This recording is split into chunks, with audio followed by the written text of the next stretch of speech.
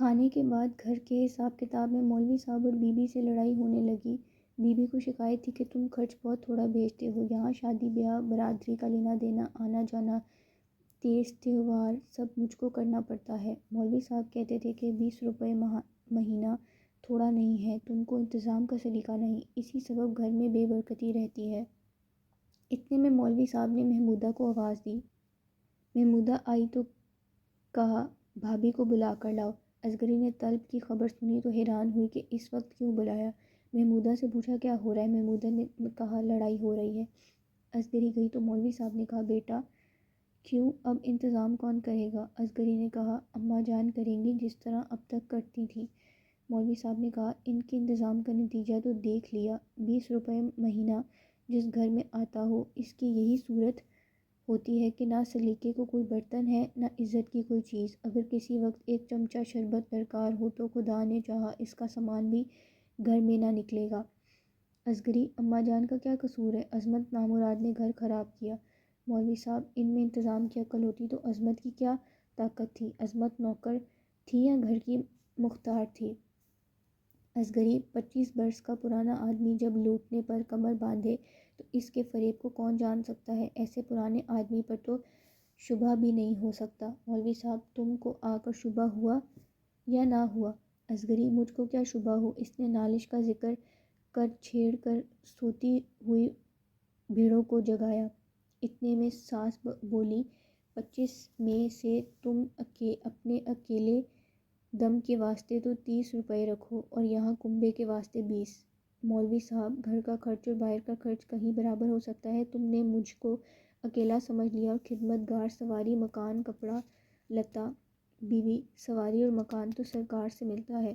مولوی صاحب گھوڑا دانہ گھاس تو مجھ کو اپنی گرہ سے کھلانا پڑتا ہے، 4 روپے کا سائیں اور مکان کی مرمت، پھر سرکار دربار کے موافق حیثیت لینا دینا، 1000 بکھیڑے ہیں، نہیں معلوم میں کس طرح گزاران کرتا ہوں۔ اصغری نے ساس کی طرح مخاطب ہو کر کہا اماں جان 20 روپے میں تکرار کرنے سے کیا فائدہ، جتنا ملتا ہے 1000 شکر ہے، خدا ابا جان کی کمائی میں برکت دے، یہ بھی ہزاروں ہیں۔ ساس بیٹی مجھ سے تو 20 میں گھر نہیں چلتا۔ اصغری نے اشارہ سے ساس کو روکا اور مولوی صاحب سے کہا آپ چاہے 2 روپے اور کم دیجئے لیکن جو کچھ دیجئے ماہ بہ ماہ ملا کرے۔